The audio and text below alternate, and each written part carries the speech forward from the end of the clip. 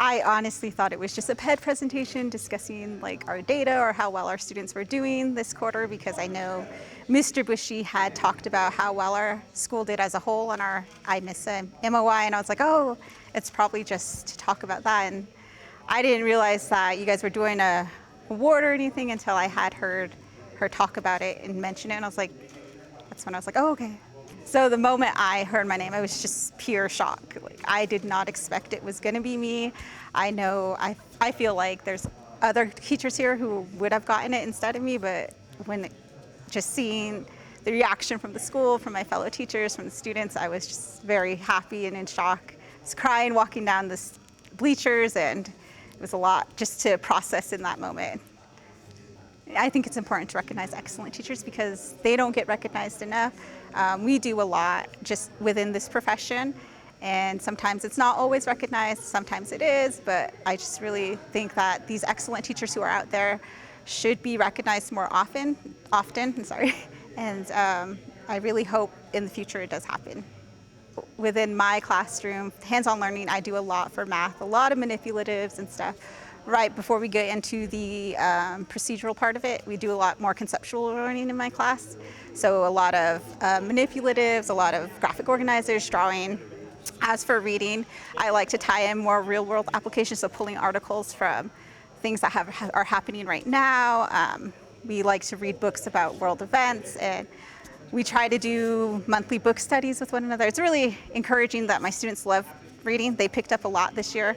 Luckily, I had the same group from last year, so I was able to loop with my kids. And I've noticed such an improvement within their reading. They like to read more. They're not as resistant to it as they first started. So I think they picked up a love of reading within the past year.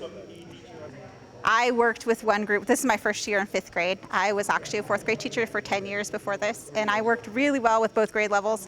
I was able to take what I did in 4th grade and bring it up to 5th grade and work with them as a team, because it wasn't as well done as it should have been during PLC time, but I brought it up from 4th grade, and it works really well. I do not only work with just my 5th grade team, I work with teachers throughout the building, especially when it comes to skills that, like the lower level skills, since I haven't really taught lower level grades. They share their ideas with me, and I'm like, oh, okay, I understand that now.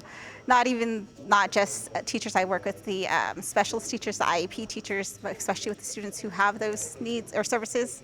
But as a whole, I think our school is really awesome. Just my love for the profession. I always knew I was going to be a teacher since I was younger. It's what I went into college for. And sure, it does have its challenges, but I think working with students is what just brings you back every year. I love to see that look on their faces when they're learning new things and how they talk about things within the classroom. No, thank you. So I actually just recently graduated with my master's degree last year, and I knew that I wanted to continue my journey with education. I don't think I would ever be a principal in that regards. I think I would just stay as a teacher and hopefully mentor other teachers along the way. Being able to go from where I was my first year to now is a huge improvement on what I see in myself.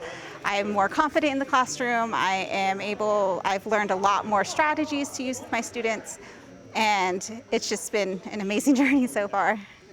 Hi, my name is Rashinda Billie, and I am a Milken Educator.